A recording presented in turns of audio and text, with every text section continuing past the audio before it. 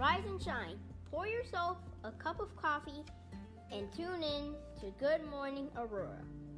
News, weather, and really cool interviews. Monday through Friday from 8 to 9 a.m. It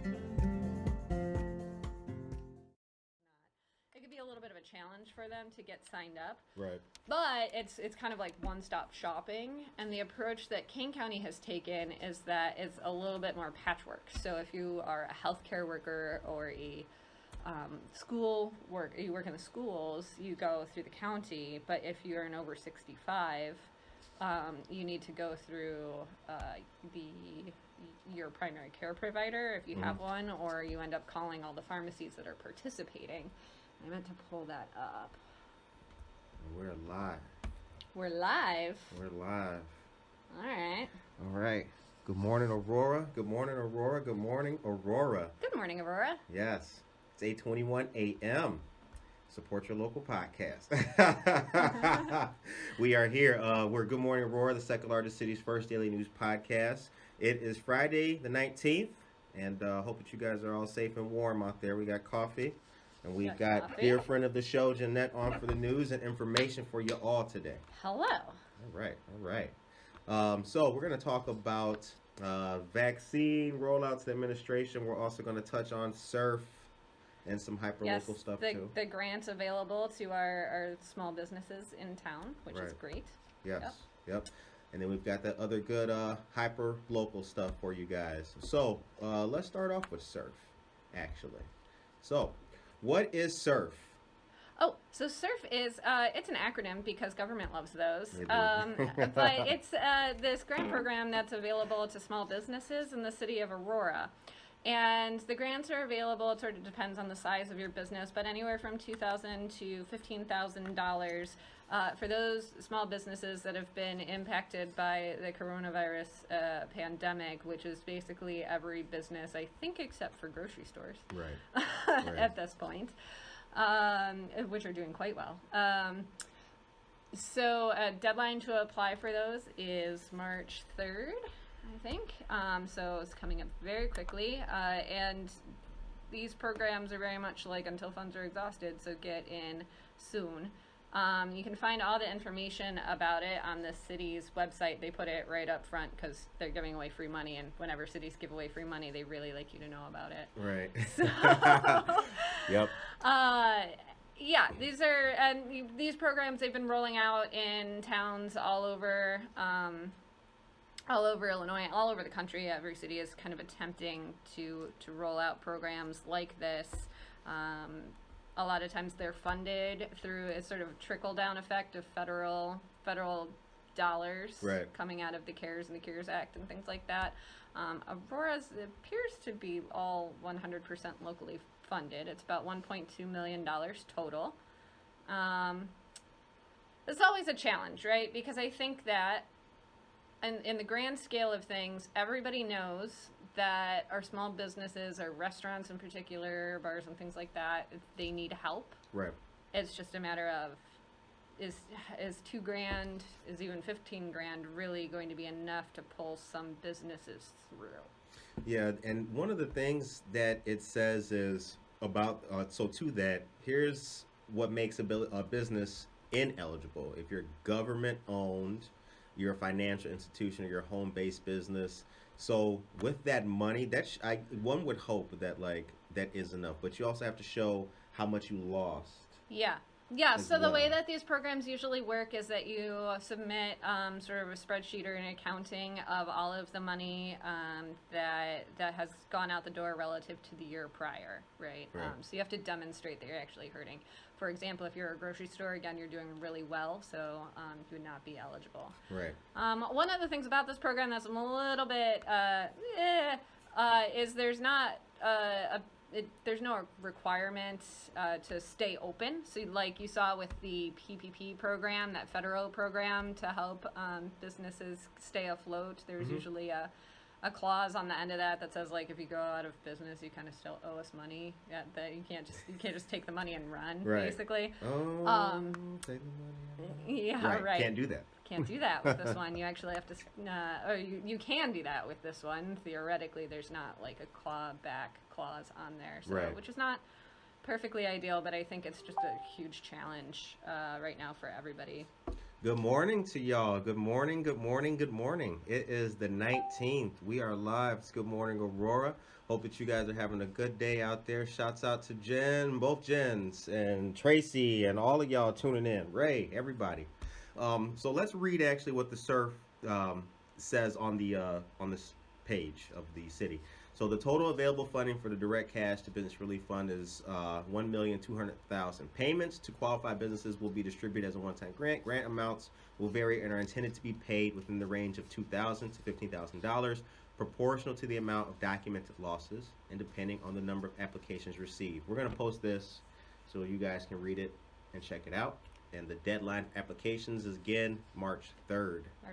March 3rd. So get it in quickly. Quickly, y'all. Do quickly. Do it. Free money. Free All right. money. So something really cool that the League of Women Voters, the candidate forums coming up. And what's going on with Oswego, though? So there's a number of them. The League of Women Voters is an amazing organization. They do voter candidate forums for voters to stay informed all over the place. So there's something in Aurora you're going to tell us about. Oswego 308 School District also has a lot of really tight races, so there will be League of Women Voter forums coming up for them too, and we will post the information on the notes. So lots of residents of Aurora actually go to Oswego schools, so something to check out. All right. Yeah. So here's what's happening in Aurora with the league. So the 24th, 6 to 7 p.m., Aurora Alderman at Large Forum. And then wards 4, 7, and 10 are the following forums, and they will be on the Facebook page and on the website of League of Women Voters. Check them out. Great stuff. And the questions are always very poignant. Yes. Poignant. That's the word of the Talented. day. Yeah, so if you want to hear people besides us blowing smoke, definitely check that out. Check it out. Check it out.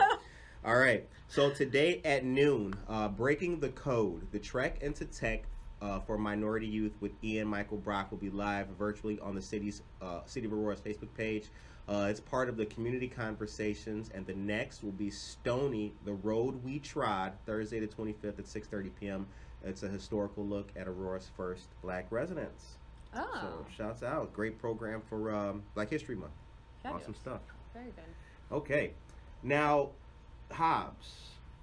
The Hobbs Building. The Hobbs Building. So some news came on the Hobbs Building, which is, the city's been working to redevelop that, built some partnerships with some private developers and things like that, pulled together a lot of different sources for grants and loans and things like that that are available to sort of distressed areas or areas that along rivers that need redeveloping, like ours.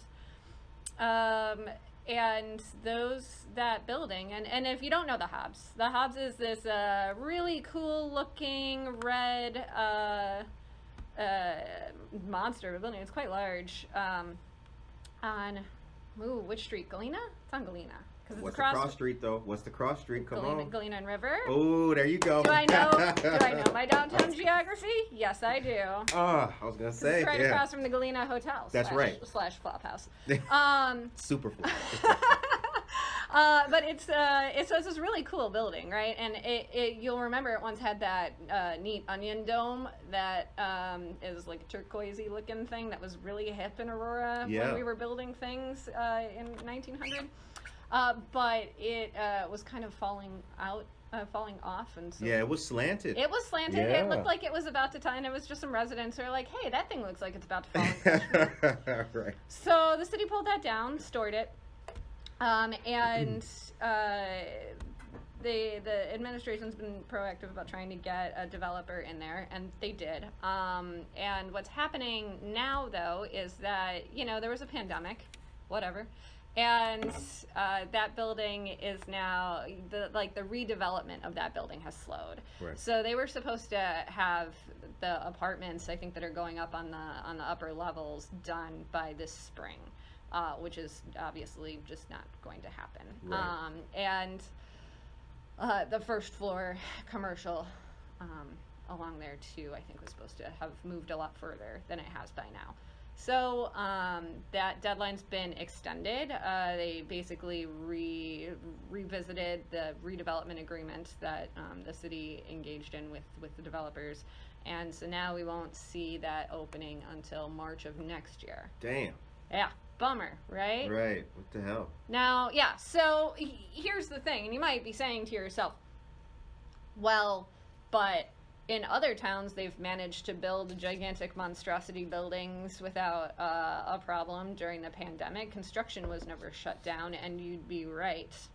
But there's some extra challenges that go into redeveloping these really old buildings. So, for one, when you are talking about patching together state funds and federal grants and like all of these different grant programs, there's a whole lot of paperwork and oversight that goes into them, and those sorts of things really have slowed down during the pandemic in a lot of cases, just because things, whenever offices ground to a halt, they grind to a halt, right? Right. So that's presented a challenge. This is also redevelopment, so it means putting people inside the buildings rather than like constructing from the ground up outside, which presents a challenge for construction. How long has that building been like vacant and open like that? Well, I'm 36, so question mark? I don't know. Probably at least as long as I've lived in Aurora proper, which has been 10 years. It could have been much longer. And that's the other challenge with these really old buildings, is the longer they sit, the more they kind of fall apart, right. Especially in a city that's right on where the downtown is right on a river, and there's just like a lot of water issues underneath. As you pointed out to me, limestone is very porous. That's the word of the day. Very porous. There you go. Yeah. So a lot of these old buildings that you see along the river, and if you walk along the river, like along the beautiful river walk next to the Paramount and all that, you can see that it's just limestone abutting the river, and that's what makes up the basements of a lot of these old buildings. So check this out. Got a great comment from a friend of the show. Back in 1884, the Hobbs building was originally the Albert J. Hobbs Furniture and Undertaking. Ah, thank you. So you can buy furniture and get your relatives undertaken. Sure. Right. Yeah.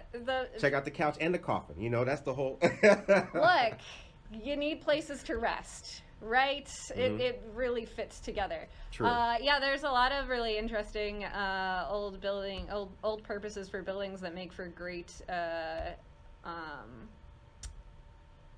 kind of tidbits of history in really creepy ways.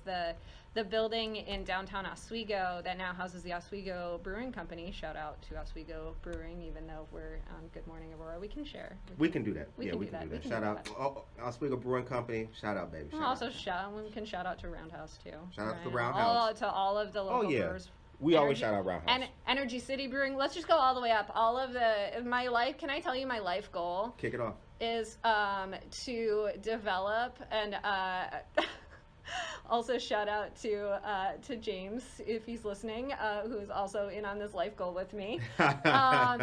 Is to pull together a float and drink microbrewery tour of the Fox River, where you just start up in like St. Charles or whatever, and just kind of like hit. I think they've got like Pollyanna and stuff up there, right? And then you just keep floating down the river, and then you hit Energy City, and then you keep floating, and you go to like the Roundhouse, and then you keep floating, and then you end up like basically plastered down at the Oswego Brewing, because you can do all of these like kayaking and all of these things on a river. And who doesn't want to kayak and drink? Also, it's relatively shallow, so you probably won't drown. Right. Hopefully you don't fall off. No, we'd have some like well-trained, sober tour guides. Right. Yeah, it'd be fine. Hands on Wouldn't you want to do that? I would. Wouldn't you want to like? Oh, I'd be on that tour, definitely. Yeah, who wouldn't? On Instagram, That's a great Saturday. It is. But for the Hobbs building, that we were telling you guys about. Talking about the Hobbs building. Yeah, so Oswego Brewing Company, that they used to have the morgue in the back there. So, because breweries need to have all this crazy infrastructure, right? Because tanks are heavy. So that used to be a fire department, and they also had the morgue in where the ladies' bathroom is, down there. We're going to post the article about the Hobbs building for you guys to check out. It is awesome, and it's really an interesting article. So I just want to read you one part of it real quick. Bryce Anderson, who is overseeing the construction of the building at River and Galena Boulevard, said the biggest delay the company has had for the state and federal governments to approve historic tax credits that are paying for part of the $13 million project. The eventual approval of both state and historic tax credits was worth about $1.9 million from the federal government and about $2.7 million from the state. Yeah, and so that's another one of those Friday really big from 8 to challenges 9 when it comes to redeveloping these old buildings, right? Is, you can build something new or even redevelop something new in a place where there's just an awful lot of money and an awful lot of foot traffic, right? But for developers to be able to make the numbers work, if we live in a society where we believe that people can invest capital and labor and make a profit, right? It's more difficult to do that in places where there's just less income, right? You're listening to Color Commentary on Good Morning Aurora. Yeah. So the result of that, and that's why you'll never see a Starbucks, right, in downtown Aurora. You'll never, well, not never, not soon. A, we wouldn't want it. B, because we have so many good coffee shops. You know what? I want to. Let's take You it to wanna the start audience. it? Oh, Let's we take wanna it to the take this to the audience. Let's audience. take it to the audience. Would the audience like to see a Starbucks? Would the audience like to see a Starbucks in downtown Aurora? Or would the audience prefer to shout out all of their favorite existing coffee shops, which are way better? There it is. I'm not skewing the results. Starbucks or what we have. Yeah. You can hit us up in the comments. Let us know what you think. Right. So, developers take a really, really basic formula. It's the number of rooftops times income. Right, and then they draw a circle, and they say if a 5-mile radius, or in a Starbucks it might even be like a 1-mile radius, because you walk to it or whatever. Right. It's you go to the place that's closest, and right. then you draw that circle, and if you draw that circle and the numbers don't work, it doesn't get built there. That's basic. That's economic development 101. And so the same thing happens with these big buildings. They're gorgeous old buildings, and they have all this character, but it requires to make the numbers work for them to be profitable. Right. If you can't do a lot, and these are going to be market rate apartments, but if the market is lower, right, if the amount that you can charge for an apartment is lower, then the amount that you put in has to be lower. So that's when we start bringing in tax credits and incentives, and we'll just give you the building and so on and so forth. That's interesting. Yeah, there's so much more that goes into it too. I would really love to see that building, come to life or come back. I would really like a restaurant down there, and the proposed plans for it really are enticing. Yeah, and I mean, the good thing now is that in terms of redeveloping these places is downtown Aurora is so hip and cool right now. It's got some really interesting things happening here, even amidst a pandemic. We've still managed to maintain a lot of our really dedicated businesses who believe in this community, and it's just kind of like a hipper, cooler place than living in a downtown that looks like a mall, right? So that's nice. But the other thing, what was I saying? I was going to ask you, what do you think would, the other thing that you were saying was in regards to the tax credits and everything, and but I was going to ask you, what kind of restaurant would you like to see come there? Oh God, you know what we don't have is a Thai restaurant, and I love my Thai restaurant that I hit Thai Village up in Batavia, but it would be nice to be able to walk to something like that, have something a little bit closer. Yeah. I'd like an Italian restaurant. You want an Italian restaurant? Like a super fancy, classy, take a lady out for a date kind of Italian restaurant? Yeah. Yeah. Here's the issue with that, though. Right across the street is Galena Hotel. Not exactly what I want to be in my line of vision as you know what, though? Linguine and clam sauce is great. Yeah. And then you look across the street and it's... Here's the thing about that, though. It's a city. And you can either embrace the a wide variety of interesting people who live here. Well said. Or you can... Well said. Right. Or, you can, if you want to go to a place that feels like a mall, you can go to a place that feels like a mall. That's a good point. That's a good point. So, and the other thing is, too, places like the Galena Hotel exist because we have an affordable housing shortage in our country, like just nationwide. Right. And, Aurora is no different. So,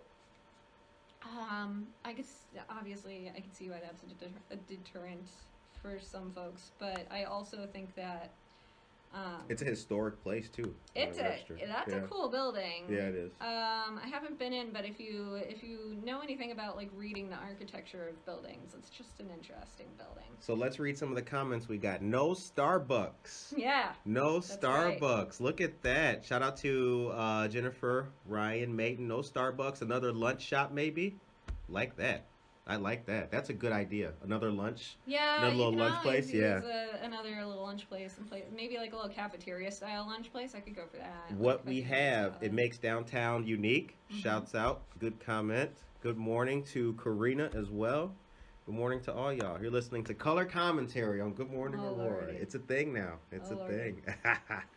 All right. On another note, the architect that created the Hobbs building also created the Aurora Fire Station, now the Aurora Regional Fire Museum. Ah, that explains onion domes. Right. Yeah. Has that, because you know what? It looked like Moscow, like at one point, right? It was a real kind of vibe. Like a Kremlin looking thing. It was a real vibe. It was a vibe. For a little bit. It was a vibe. It also kind of reminds me of like the Medina Country Club / golf course. Medina? Yeah, it's not around here. It's really like a country club for like super crazy wealthy people that like I will never visit. But they have weddings and things like that, and it's huge. And so but it's kind of that vaguely Arabesque sort of vibe was just a thing for a while. Same thing with the Mayan Revival building that's now apartments down on Stolp and Benton. Stolp and Benton, right? It was the Mayan reviving weird elements from other cultures and making buildings out of them was a thing. Yeah, it's a very nice building. For those who know what we're talking about, that's right across the street from Side Tech. Mm-hmm. And it's also 1 East Benton Support Techs right across the old Aurora Public Library. Shouts out. And if you look at that building and you think, that's kind of weird, you'll even see like faces carved into it and stuff like that, right? And that kind of the way that the brick is sort of variegated, moved. It sort of has like a Legends of the Hidden Temple kind of vibe to it, and that you took it back right now. Oh yeah. Holy cow! Damn! What? Did I just reveal my age? That is awesome. So holy shit. Lordy. Okay. So yeah, that was my show, boy. It's got right. So it's got that kind of vibe. That was a movement that kind of went across the country. A very short-lived one, and so I don't want to date it. Sometime in the 1910s, 1920s. Sure. Because I don't want to state it wrong. But there's a lot of really like Aurora. That building is one of the only examples in Illinois of the Mayan Revival vibe. So. You are listening to Good Morning Aurora, the second largest city's first daily news podcast. It is Friday the 19th, 8:43 a.m. Sip your coffee and facts, history, and all kinds of nice, good, positive stuff for you on a Friday morning. And also probably me just making some things up, too. You don't know. Right, yeah. I don't know. You speak with authority, right. You see. Yeah. People just believe it. But at the same time, though, the facts are the facts. There are facts. Yes, I'm actually reading a really fascinating book right now on the kind of how postmodernism, which is that how that concept that there is no truth. There's many truths. The way that's kind of led to our current political. It's very state of damaging. It's very damaging. I'll tell you a day I shuddered. I'm sorry, I didn't mean to cut you off. But no, I just want to. It just triggered Please, me. Like, shatter. A day I shuddered. Shudder. Was when the phrase alternative facts was coined. Yeah. That moment when that was birthed was in response, and it was so natural. It flowed so well, and it had the fig leaf. Yeah. Of legitimacy. Yeah. And it has since been used to like. Well, and so here's the funny thing about that is that idea that there are many truths. I hate it.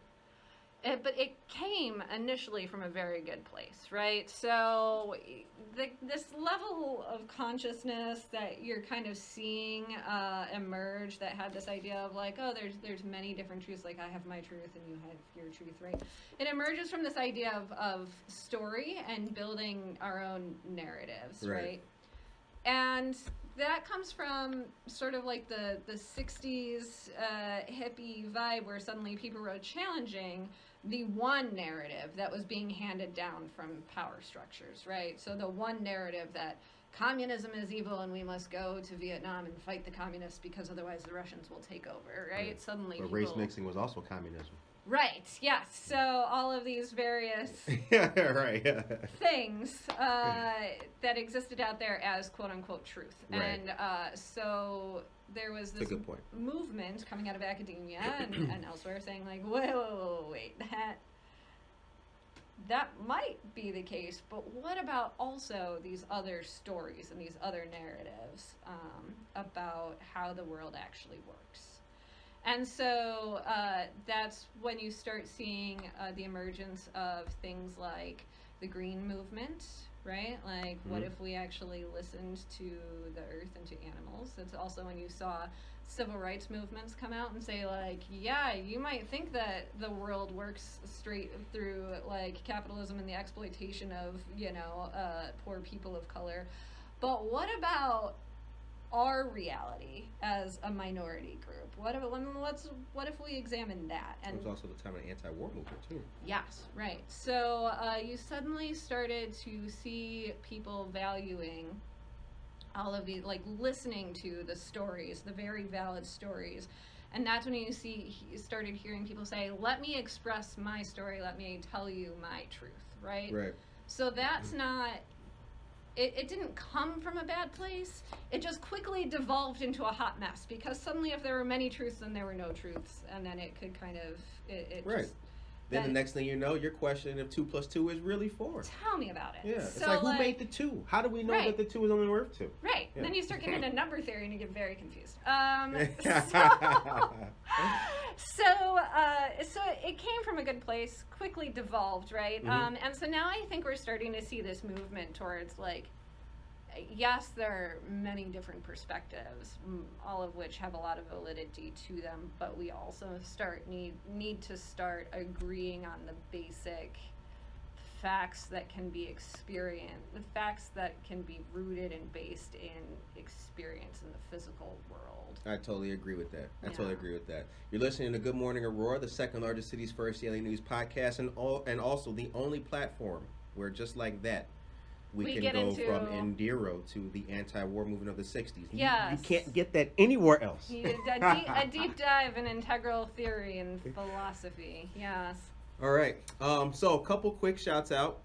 A wonderful organization called Clearbrook is hosting a virtual Friends Wine and Craft Beer tasting on the 27th from 6 to 7 p.m. Wine and beer packages are offered from Church Street Brewing Company and the prestigious Martin Ray Vineyards and Winery. It'll be a lot of fun for wine connoisseurs, and there's even going to be a silent auction. Clearbrook is a home and a family to over 8,000 children and adults impacted by intellectual and developmental disabilities. Get to know more about this awesome organization by visiting their website at www.clearbrook.org. Shouts out. All right. And also, before we get into that, because that'll wax for a while, I want to talk about vaccinations.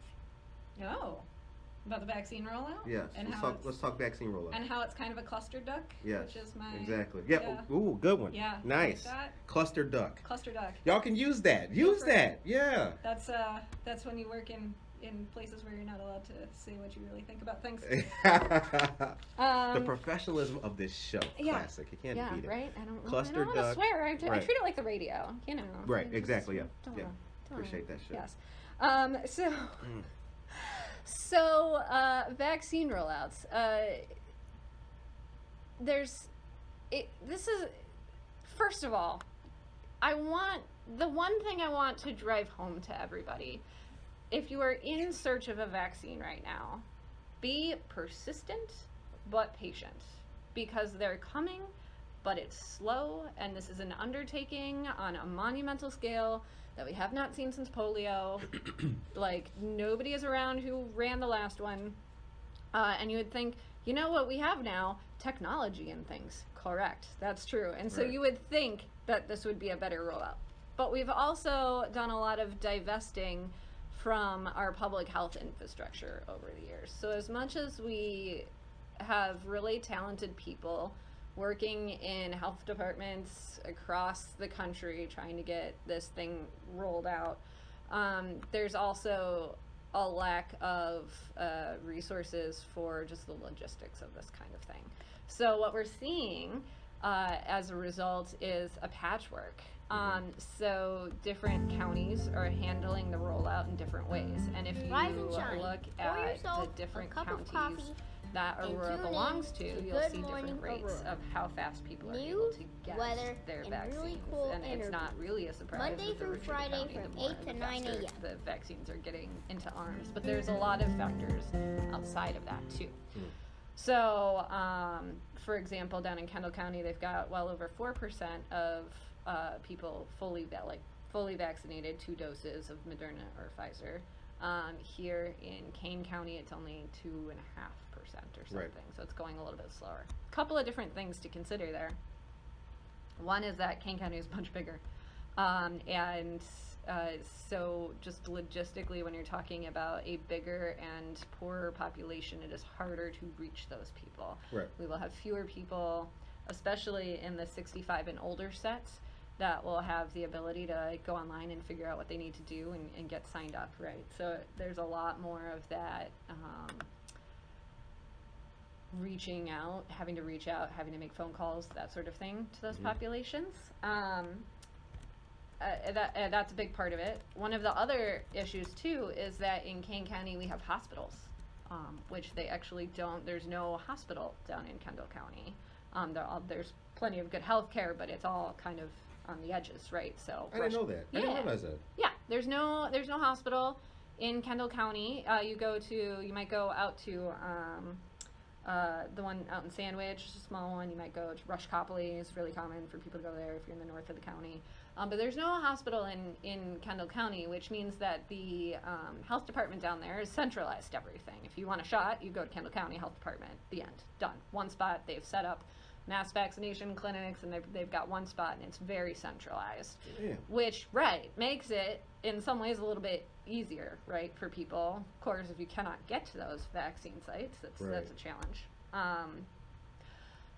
On the other hand, up here in Kane County, we have several hospitals, all of which have gotten some doses of the vaccine. So if you're part of those, if you go to those healthcare providers, right, if they're in your network or whatever, you may have gotten a notification from your doctor saying, like, oh, you're 65 and older, you're eligible, like, come in, schedule your shots. Maybe, right? Right. But now, when you've got fewer doses spread out, you're relying on a patchwork network. Like, so do I call my doctor? Do I go to Walmart? Do I go to the health department? What do I do? Where do I get this vaccine, right? As opposed to it being all centralized. And that complicates things for people. So if you are in Kane County, here's the bottom line for our listeners. If you're in Kane County and you are a health worker or work in a school district, you go to the county for your shot. If you are an elderly resident, 65 and older, those shots are being distributed through doctor's offices and through partnerships with pharmacies. So you might go to some CVS locations have them, some Walmart locations have them, like those kinds of things. All of that information is on the Kendall County Health Department site, or Kane County Health Department site, and if you Google Kane County vaccines, you'll get there. If you don't have Google, it's not very helpful, right? So which, if you are an older person, that's going to be a bigger challenge. So start by calling your doctor, and if they say we don't have any yet, your next question should be like, who do I call next? And don't let them hang up. They will find you that information. You shared with us some data. So last updated as of yesterday, Illinois vaccination data, 2,552,000 total Illinois doses. and 1,977,033 total administered doses. Vaccine administration 7-day rolling average of 61,132. Yeah, so that speaks to the other problem with the vaccine rollout, right? Is we can only administer them as fast as we get them. So you'll see a little lag in there, right? Between the number of vaccines that have arrived in the state and the number that are in arms. Right. So when you've got more of a patchwork system, you might end up with vaccines sitting in freezers somewhere, right? Because, well, these are our vaccines and they go to the people who are in our health system or whatever, right? It's not necessarily as efficient. Right. As well, we have all of the vaccines go to one spot, right? So, and the way that it works is these vaccines, they have to be what's known as super cooled, so they can't just go in just like your regular freezer. They've got to get really... Not just cool. Yeah. Super cool. Right. So they have to stay at really low temperatures. Once they are unfrozen, they have to get into arms or they expire. When you have a centralized location for that, like they do down in Kendall County, they can open, one vial at a time and just know, when it gets close to the end of the day, like, okay, we've opened our last vial and we will find there's usually about 10 doses or so in a vial, 10, 11, they kind of stretch it out. And so they can call people on the wait lists, right? And so long as you are within a 10-15 minute drive or so, you can get there in time for you to get the dose in your arm, which means nothing is going to waste. Right. And that can be a bigger challenge if those doses are spread out at various hospitals and various clinic sites and all of this, right? So this information will be posted as well for you guys to check out on our Facebook page. Really good column and information about what we're talking about, vaccine rollouts in Kane County. All right. So got some more. Want to give a update on Waubonsee Community College's next lectures and discussions that they have coming up virtually for Black History Month. Before we get out of here, Waubonsee Community College's Council for Access and Inclusion has been hosting a great series of virtual programming during Black History Month, and next week on Tuesday the 23rd, 6 to 8 p.m. there will be an informed and probing discussion surrounding the topics covered in the Netflix documentary 13th by director Ava DuVernay. There will be a virtual viewing of the film at 6 p.m. followed by a short discussion with Dr. Jackie Hartley, instructor of sociology. Thursday the 25th from 6 to 7 p.m. there will be Learning What We Don't Know, the 1619 Project, How Slavery Shaped America. The ongoing New York Times initiative re-examined the legacy of slavery in the United States. Dr. Jan McDonald and Dr. Amy Powers will lead a discussion about the initiative and how it sparked a national debate.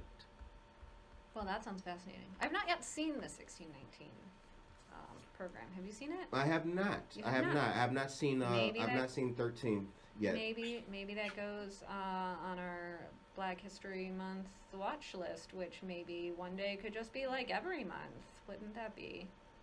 That would fascinating? That would be fascinating. Wouldn't that be acknowledging that people aren't just relegated to? It reminds me of a song. What a wonderful world this would be. What a wonderful world it would be. Yeah.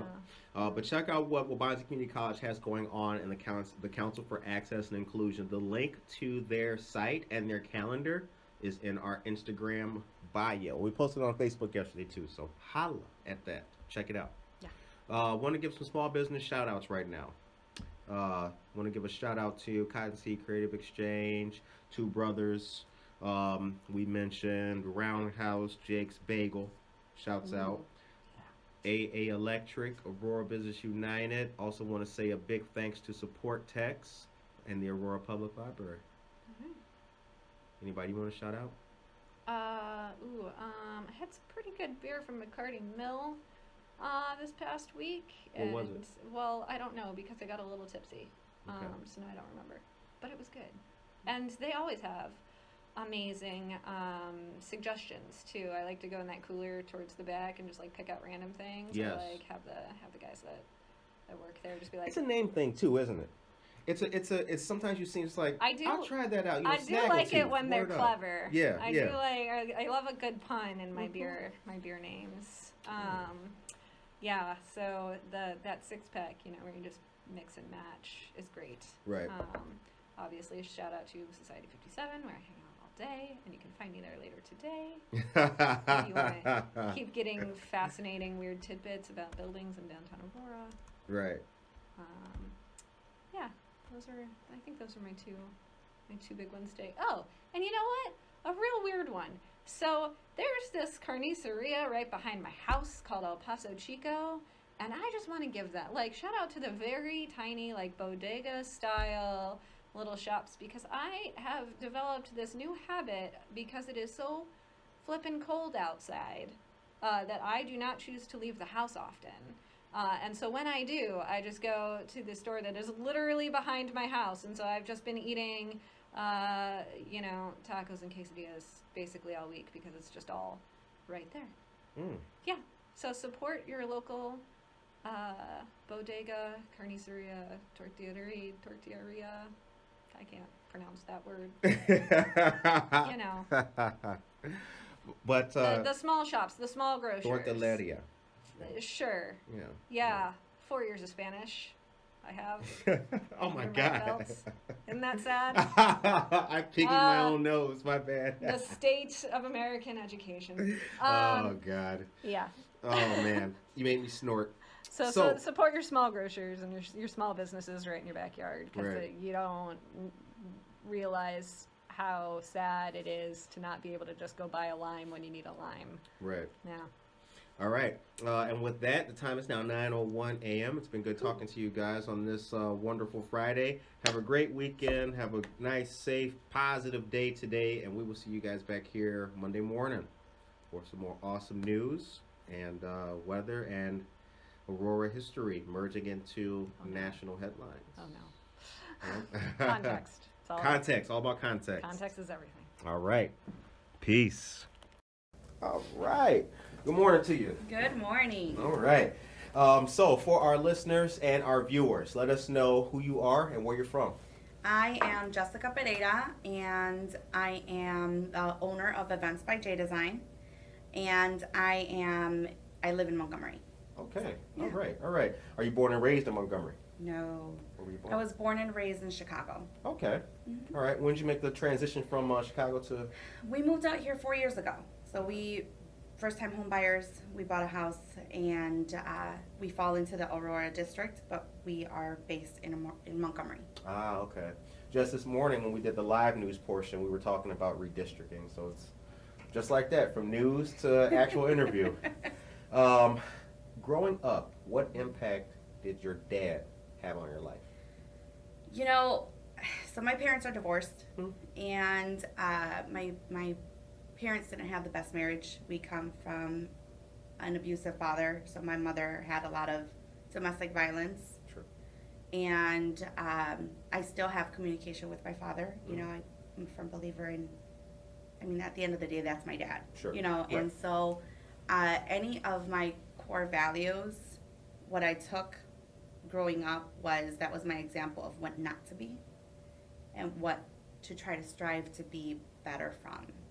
And so, growing up, I excelled actually in education. So I did the opposite from what statistics say. Mm-hmm. For a child that grows up in an abusive home, normally the route, of success lowers. But for me, I excelled. So I was an honor roll student straight throughout graduation from high school. I graduated my junior year, actually, from high school, and went off to college. And I excelled from there too. So. Where'd you go to college? In IADT, so it's International Academy of Design and Technology. All right. And I graduated with my bachelor's degree in interior design. Design. We're gonna get to that. Hold on, we're gonna get there. So let's talk about what your life. So you've taken. It sounds like, if I got this correct, taking negativity or one little thing, that's nothing. Mm-hmm. Make something better out of that. Yes. So as a resident out here now, How has your life been affected by COVID? So I'm in the service business. Okay. So I am in this area in the west suburbs. I am known as the wedding coordinator. Okay. My business, as I mentioned, is Events by J Design. And so what I started 5 years ago as a general event planner, so birthday parties, graduations, everything, transitioned 3 years ago into weddings. Okay. So I became known as the coordinator, the person that managed timelines and made sure everything ran as it should be on the day of. Right. That's just the label. That's just where I strived in, you know. And with COVID, it halted everything. Right. So when COVID started, I had a baby. I had a baby at the end of 2019. Okay. So when it started, he was 5 months old. Right. He grew up in COVID. Man. And I also have 2 older daughters, Okay. but there's a good gap between my last girl and my boy. Right. And so COVID halted all of my events. I had 2 weddings in 2020. That was one in February pre-COVID, Okay. and then one in August that was a postponement. And everyone else postponed for 2021. Wow. So right after college, did you go directly into events related work? You know, actually before college, I was a wedding consultant for David's Bridal. Oh, David's Bridal, well known. Yeah, I was Yeah. based in the Norridge location in Illinois, out by Harlem. You know that area at all? Oh yeah. Yeah. So that's Northern suburbs? Norridge? Yeah, Okay. it's still technically relatively close to Chicago. Okay. But I was at the Norridge location for David's Bridal, where I was a wedding consultant. Okay. That's where I fell in love with the industry. What does it take to be a wedding consultant? For David's Bridal or just in general? And just in general, yeah. Patience, and I would have to say organization skills, and networking skills. So with being a consultant, you run into many different types of clients. Right. And so normally I get the question, have you gotten any bridezillas? Any what? Bridezillas. Bridezillas? Oh, okay. My response to that is no. I've been pretty blessed with the clients I've had. Because I have the design degree as an interior designer, which I'll get to. Right. I learned to deal with contractors and, you know, people that are architects, people that interior design kind of fell into, like, oh, we know what we're doing more than you do. Sure. So I learned how to speak the language when it comes to speaking to just different points of views, and you have to know how to take that point of view and try to understand it from their end. The industry has its own lingo and terminology and all that. Yes, and so like Bridezilla, I didn't even know what you were talking about. Bridezilla, you know, it's just people that they Right. think that they want things a specific way, and they get labeled this, and not necessarily. I don't see it that way. It's just how you want your wedding day. And here's the thing, and so I don't mean to digress. Yeah. But that is probably the most important part in a young lady's life. Is that an accurate statement? Yes. So that there's the kind of the acceptance that there's going to be a bridezilla. Yes. Right. Because we grow up dreaming about our wedding and how is our wedding going to be. Right. And if you've been dating a guy, you know, for a good 6 years and it hasn't happened yet, you know, you kind of probably already have your ideas as to what you want. Right, exactly. I mean, you want blue carnations, not red. Like I said, blue. So once he pops the question, we're like, all right, this is my date. This is what I want. Right. And how long were you a wedding consultant for David's Bridal? I was with David's Bridal for 2 years. Okay. And then I went into IEDT to do interior design because they didn't have schooling for event planners. What'd you learn working at David's Bridal? I had such a great experience at David's Bridal. I don't know where to begin. I fell in love with the stories of brides coming in and telling me how they met their significant other. and they would come in with their bridesmaids, their mothers, and they're sharing such a special moment, and they come in with expectations like, this is what I know I'm going to like. And like, I had some clients that'll say, I'm not going to like any ball gown dresses. I'm going to like I'm very simple, very like, just a simple dress. Mm-hmm. And we would all of a sudden try and divert, because once they started trying on the dresses that they thought they liked, Mm-hmm. it turned out that it wasn't what they liked. So once I introduced them, well, can we try this out? I think this would look great on you. So once we did that, Right. the waterworks will begin, and everyone's like, "Oh my God!" And, Right. And They hit the mirror, see themselves, and they're like, "Oh, you know what? Right." And so a lot of times, and I think just in general as women, we think we know certain expectations of what we would like What do you mean by that? for our weddings, and or even our events. And we go in with a certain mindset, but there's so much within this industry. There's so many different possibilities, so many different vendors, so many different options, Right. that if you've never been married before, you're not exposed to what's all out there.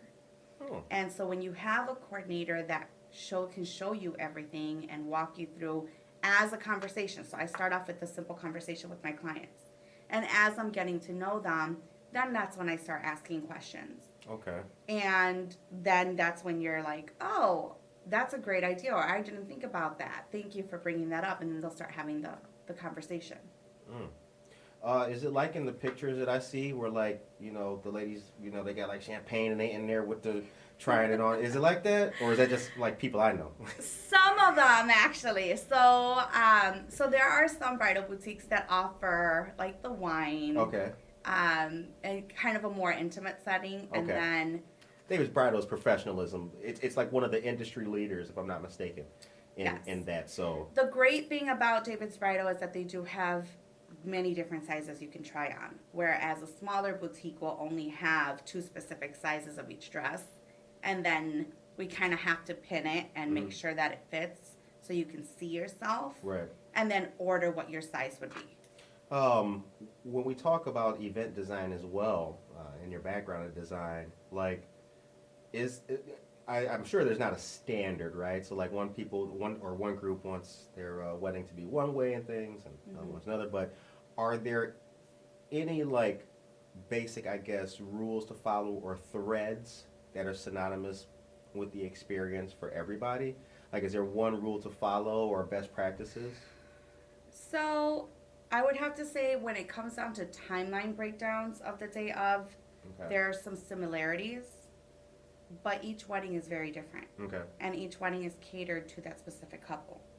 And so I'll have something thrown at me at rehearsal, like, you know, someone wants to do a specific speech, or the groom wants to surprise the bride with a special, or everyone just, it's very different on their rituals for the ceremony. Some are non-dominational, and so the length of that wedding is smaller. Or if they have a specific person that got ordained specifically for their wedding, I help them in leading them how the ceremony should be. That's dope. So I do assist with, you know, if that person doesn't have experience but they want to be able to, you know, marry you, I help them with that process because I've been in the industry for so long. Right. You know, so when I started at David's Bridal, I was 19 years old. Wow. So I've been in the wedding industry in total for a total about 15 years. Okay. And even with my interior design background, I was still doing events for families and friends because that's what I was good at and I loved it. And when I started my business in Chicago, that's what I was known for in Chicago, was an event planner, and I had my rental company and so forth. When I rebranded over to wedding coordinating services, then it was a shift, but that was mainly because I was more in high demand with weddings.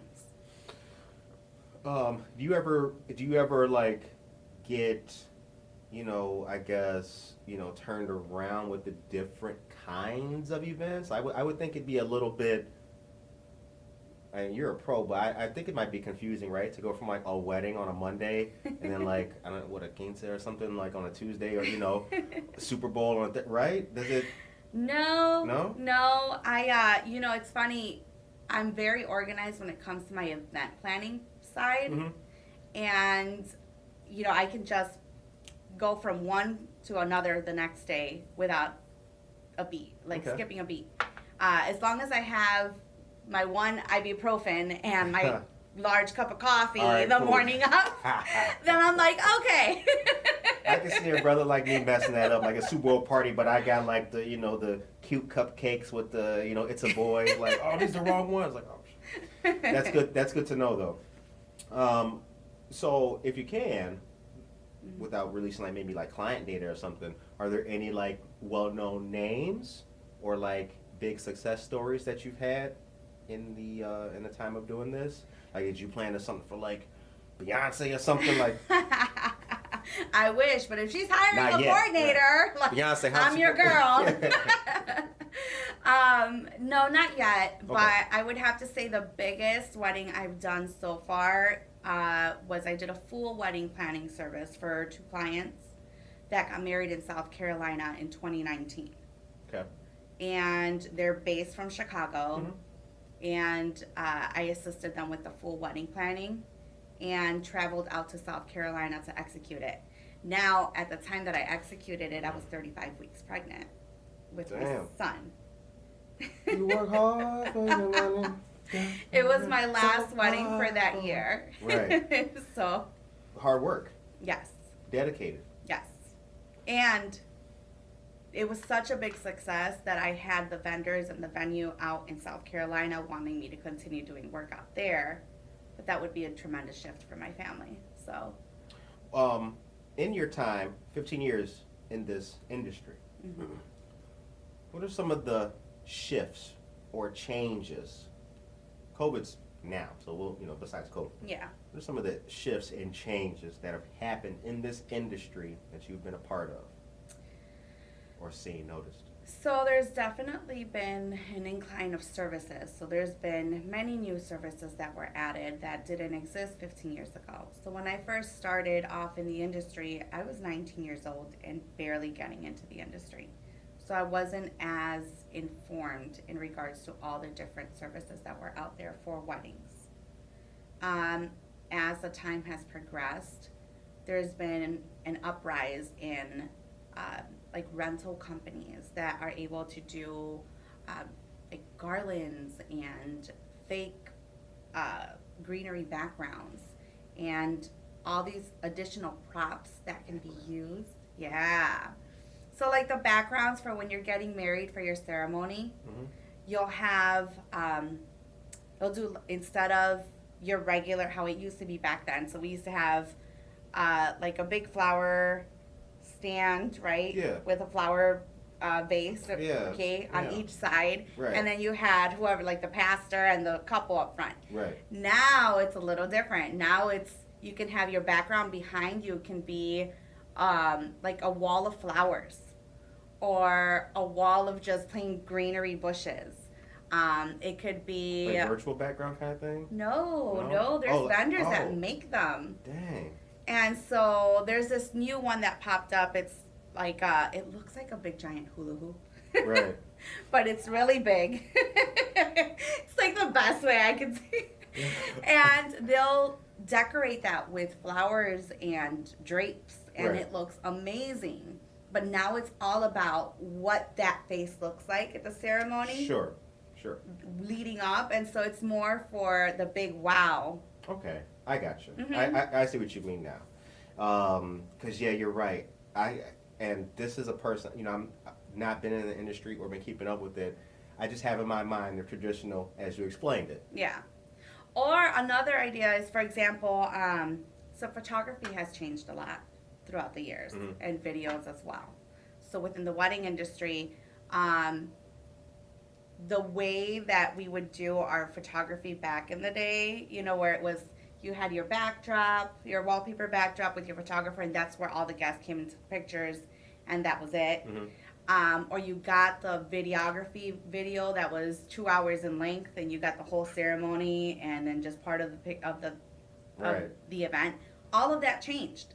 So now you have like a cinema produced video That's crazy. that's anywhere about 5 to 7 minutes long, sometimes 15. That's amazing, and it's a great highlight of what your entire day was, but it Right. captures the main important part. So you have, videography there for just as long as, you need them about 10 hours Mhm. normally. And you get this really amazing, like, hey guys, check out my video. And that's much more likely to get watched throughout the years versus Right. a 2-hour Yeah, ain't nobody got VHS time that for we that. had back then. Yeah. You got to fast forward and all that. Shout out to VHS though. Yes. Are you also in charge of the food? You're in the entire event food as well? So for my business, what I do is I do management. Okay. So I work with a lot of DIY brides and couples. Okay. So they plan and hire all of their vendors 3 months before their wedding. That's when I take over. Sure. Okay. So I book out normally anywhere between 9 months to a year and secure their date. And then at the 3-month mark before their wedding, they're handing off.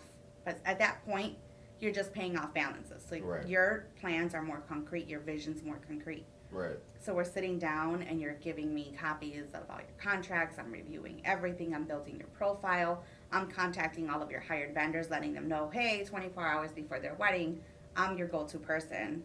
Right. I'm handling the rehearsal. I'm handling the timeline. And on the day of, I'm with the bride from early morning, and I'm one of the last ones to leave. So I'm with her during hair and makeup, Mhm. and ensuring that we're running on time with the entire bridal party. I'm managing their first look pictures, any first look pictures with their dads, their family portraits, making sure that everything is running on time. Okay. And time management. I'm greeting all the vendors. I'm making sure that the setup is done according to how it is supposed to be done Right. within the room. Checking everyone in, touching base with the DJ, making sure that he has everything on cue of any announcements that need to be done at what time. Okay. And so All right. I'm managing the entire day. That's impressive. That's impressive. Now we're going to get into Events by J Design, but what does America mean to you? Unity. And it's the place where people come to make dreams come true. My parents are both immigrants. My parents are from El Salvador. Okay. And so they both traveled to the U.S. many years ago. So they weren't born and raised here. They came with a dream, obviously, to make a life for themselves here. When my parents separated when I was 9 years old, my mother wanted to have that same impact for her kids. So she worked 2 jobs growing up and worked really hard to make my brother and I have as many resources as possible. And our education was always her number one, because she said, without education, you're not going to get many places in life. Right. So that was very important. And so knowing our background from our parents was also instilled to us, because it wasn't an easy commute coming from out of the country into America. And because of that, it made things difficult for them, and they had to work a little extra harder. Now, years later, my mom's lived here her whole life, and, she's an American citizen and everything. And so, but yeah, getting to that point, she had to struggle for that. And Right. then being in a place where none of her family was at as well, she left her family in El Salvador to come to America to make herself well, in life, because in El Salvador it's a very poverty country. Right. And she was the first one to come out here, and then she started opening doors for her families and started filing papers for them to come out. And so now she's one of 9 children, and out of the 9 children, 8 are living in the States. Cool. Good. So they're all scattered throughout the States, but Right. she opened that door for them. It's a strong representation of what America means to you. Yes. So my husband and I got married 7 years ago. We're turning 7 years this year. And when we got married, we didn't do things, I guess, the right way, right? What do you mean the right way? We had 2 kids already, Oh, and we had been together. is Like, there a right way? I mean, so it's funny because I got I get brides that tell me that. Legally. Like, I have couples that'll come and introduce themselves that same way, and I'm like, and I always relate to them. I said, girl, I did the same thing. Don't worry. But so my husband and I had two daughters already by the time that we got married, and our oldest was 6, our youngest was 4 at the time, and those were our flower girl and our rebear, and. Y'all get a job right now. What happened with our wedding was that I planned our entire wedding. Mhm. I even went 2 days before our wedding day to set up at the venue so that we didn't have to worry about that. But I hired a day of coordinator for our wedding, someone that was supposed to oversee and manage our day so that I wouldn't have to. Right. I wanted to enjoy my day. Yeah, you want to chill out. Yeah. We had a very negative experience with that. Oh, really? Yes, we had, and I think that comes in play with the way coordination is now. There's so many wedding coordinators out there that it's kind of hard to choose, especially if you're new to it. So it's very important for you to ask many questions. So when I hired our day of coordinator, she had stated she had been in the industry for many years and knew what she was doing. I was getting a contract. She was going to stay the entire time.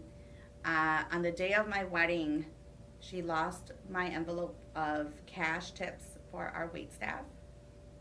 I had a client, or not a client, a guest asked me if that envelope was mine, and I said yes. But that was all I knew of on the day of. I found out everything afterwards. So on the day of my wedding, she left right after dinner. But there's a lot of other things that happen after dinner that need to be accounted for. So That's when everybody starts like chilling, right? yeah. That's when the Modelo's start getting popped. Exactly. That's when the kids, like if you have a candy sweet table, that's when the kids are running all over the place. Right, yeah. So, and mind you, so for our wedding, we only had immediate family kids attend, Sure. you know, and, but we had a sweets table Mhm. that got pretty messy, you know. And so needless to say, we had a very negative experience in regards to our wedding because after dinner, I was on my own and there was more things that popped up. And then the sweet table area wasn't left the way that the venue expected it to be left. So part of our deposit had to go into the cleaning services, so we lost part of it. Right. We didn't get all the pictures we wanted, so in my immediate family, it's my mother, my brother, and I. Mhm. My brother's married, and then I'm married, and so we didn't get the picture, our family picture of my mom, my brother, and his family, Mhm. and then my husband and I and our family. Big thing on the wedding, right? Yes, I got my dad's side of the family and most of my husband's side of the family, but everyone else was kicked out of the room when it was time to take our pictures By who? What? by How? the coordinator. Oh. And they were sent to go to like the hors d'oeuvre section, Mm-hmm. and she kicked everyone else out, not keeping the people I needed for the pictures. Right, right. So we never got a pic. I have a Photoshop picture that I created of my brother and his wife. They got an app for that. Like, I'm gonna make that picture. But it didn't happen on the day of. And after that, I told my husband I couldn't understand how, as a coordinator, you can see your clients spend thousands of dollars in a wedding. Like, that's a big day. Right. You know, to kind of take it for granted and to just leave it to that person. So for Events by J Design, one thing I thrive on, and I think that's what all of my clients can vouch for, like on my reviews, is that I am telling you that I'm going to be present for your full day. I am present for your full day. Based on your personal experience with your wedding, Mhm. what goes into the services of Events by J Design? So what's really important for me is because of my bad experience within our wedding, it's very easy to not know what you're looking for as a consumer, right? So you're relying on your vendors. So for me, if I am telling you and putting it in writing, because my contract's pretty elaborate because of that, if I'm telling you I'm going to be present for your entire day, I'm going to be present your entire day. Right. Your wedding, my clients' weddings, I build these great relationships with my clients. I get to know them personally, and I know their story, how they met. I know how they got proposed to. I know what their visions are and their expectations for their wedding days. And I am in such close contact with them throughout the process that we ultimately make a friendship out of it. Right. So their day for me is very important, and I want to make sure that it's so special for you, just like one of your friends and family members would feel for you. I feel like that for my clients. I get really emotional during their ceremony sometimes, especially if there's some very specific important part within their ceremony, but I'm with them from the very beginning. So that's one thing that for me is important.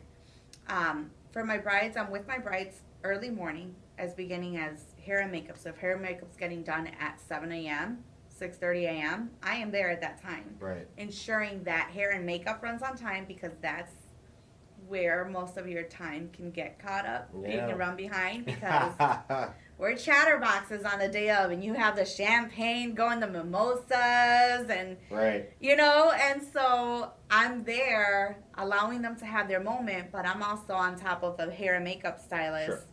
time-wise, making sure that the next two sets of girls are ready to go, and we'll get that going. Right. And so I am with them from that beginning of the morning all the way to the end. So I leave right before your venue closes. So once every guest is gone, once all of your items that you have taken have been loaded into the vehicles and they're out the door, setup is, breakdown is done, that's when I leave. So my days consist of a good 16-hour days. Damn. So I'll be there. So my longest right now has been 6:30 a.m. start time, and I ended at 1:30 in the morning. Wow. What a day. That's what's necessary for a good customer experience. Yes. That'd be But good. I am there. You're not getting a switch. I might get an assistant if I need to, which I have my group of go-to Right. women that I get that from. But I might bring that in if we need coordination in two separate areas at the same time, and I'm still managing it. But if I'm there from the start time, I am there with you the entire day. Now, what does 2020 look like for Events by J Design the rest of the year? What we got coming forward? What does 2021 look like? 2021. Oh my God. Hey. That's why we got you here, right? Event planning and coordinating, bruh. Yeah, thank you. Thank you very much. What does the rest of this year look like and our future? So this year's looking a little promising. Okay. As I mentioned, I only had 2 weddings last year, and this year I have all of the postponements from last year, plus all the new clients that have come in. I'm also still booking new 2021 couples for this year that are still looking to get married, and I'm starting to book 2022. Cool. So I think the beginning of this year, for the beginning spring, has a lot of what ifs and can I not, what if I'm not able to have all of the guests I wanted? Right. So they're better off probably postponing if that's most important for them. But I'm working with all of my clients for that. This year is looking a bit more promising for Events by J Design because I have also partnered with many different networking groups. Okay. So I'm part of Women's of Aurora. I'm working with Moms for Moms. I'm working with the Wedding Alliance, Professional Wedding Alliance as well. And so I'm working with many different networking groups within Aurora. And that's one thing that I really like about this community is the business community within it. We're all striving and we're rooting everyone, forward. Yeah. So I really like that because, especially here in Aurora within the last year, is when I have been meeting a lot of people. Well, pre-COVID, right? Right. We can skip that part, right? When we say last year, we mean 2019. Exactly. Right. We rolling it back like Walmart over here. Well, So I really like that. So this year, Events by J Design is starting to look very fruitful in regards to the name Events by J Design is becoming more known okay, within this area. good. And I think, like I said, I'm a firm believer on networking, and so that's very important. And it's looking very promising for the wedding season with all the vaccinations and everything happening now as well. Good. And how can folks find you? I want to make sure that's on this. Yeah. So you can find me on Facebook. I'm under Events by J Design, or if you do at J Design Events, it'll pop up too. Okay. I'm on the knot.com, so Right. that is a wedding website that newly engaged couples can go to and create a wedding website and for themselves, Right. and find vendors. And so I'm on there, and I'm also on Instagram. So Events by J.Design is how you'll find me. All right. The show ends on a positive note. Mm-hmm. And now that we practiced, what is the message to those in the area who are considering getting married and looking for services? Ask a lot of questions. Okay. Obviously, first time around, you're not going to know what to look for in vendors. But make sure that you are hiring someone that's knowledgeable as best as you can, I guess. And the only way to really know that is ask questions. Put them on the spot. I had a client recently, phone consultation, that when I said that, he's like, okay, I'm going to put you on the spot. He's like, give me a time that you had to, that the couple hadn't thought about sorry. Okay, I'm like, this is going to get edited, right? Hell no. I'm trying to remember his questions. Okay. No, this is going to be mad edited, yeah. So he said, tell me a time of something that we might not have thought of for our wedding. Okay. So, I'm like, oh man, there's so many things that come up as I'm talking to them, because as I'm talking to my clients, I'm building a relationship with them. Sure. So I said, okay, are you going to be walking down the aisle as well? Or are you going to stand at the altar? And he's like, I didn't know I could walk down the aisle, because in movies, the guy's already standing up there. I said, Yeah. you have the ability to walk either by yourself, with your mom, with your both parents. If you're close with your mom, you might want mom to escort you down the aisle. And Interesting. I didn't even think about that. I didn't think about getting married, but I didn't even think about that. That's crazy. Because, typically you're right. Yeah. You got the brother just standing there looking good, yeah, you don't see him walking. Yep, yep. Another thing is for my couple. So I know 2020 was a bit shaky and there was a lot of postponements that happened. But one thing I tell my clients is wedding planning should be fun. It shouldn't be stressful.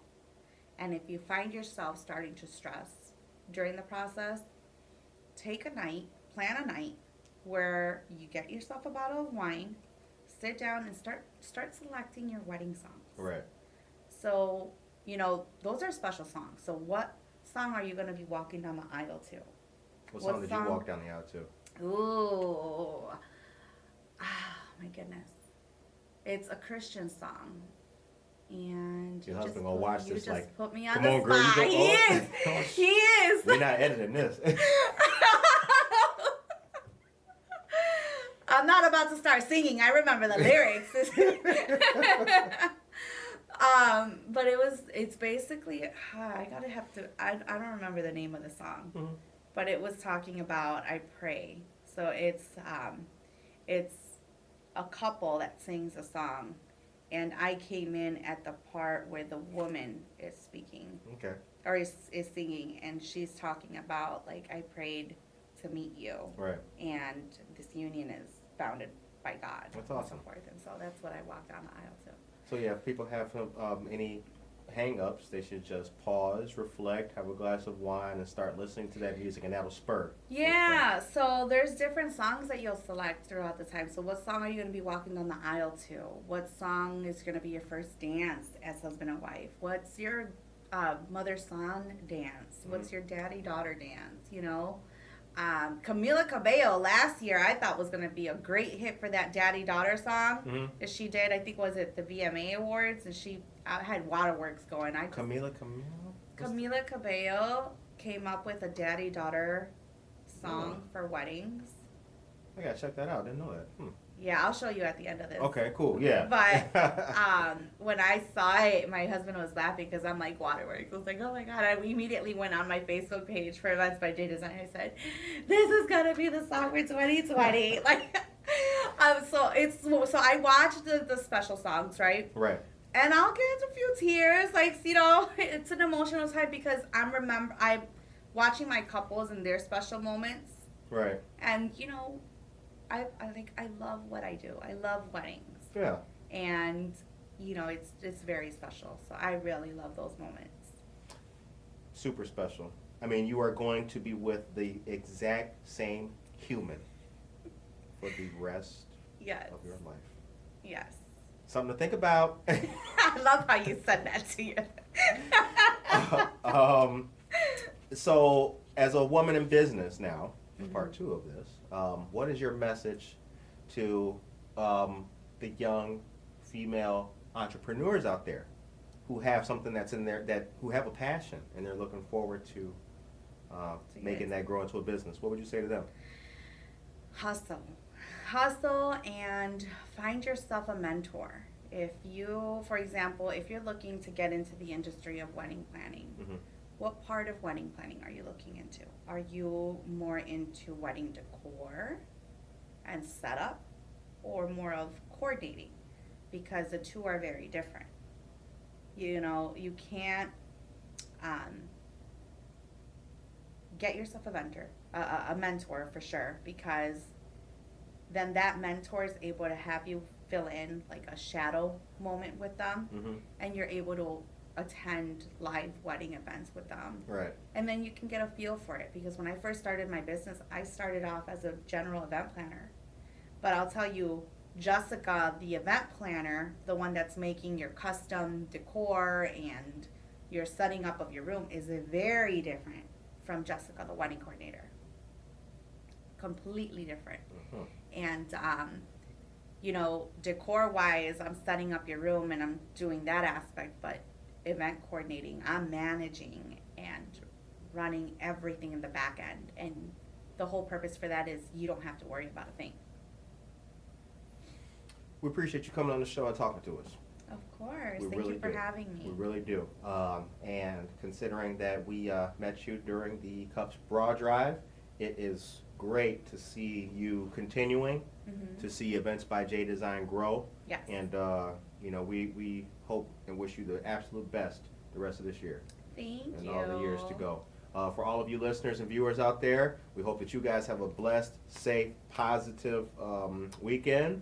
And if you, once you pop that question, you know, once you got it all wrapped up and everything, be sure to reach out to Events by J Design for planning that special day. Other than that, we will catch you guys on the gram. Peace.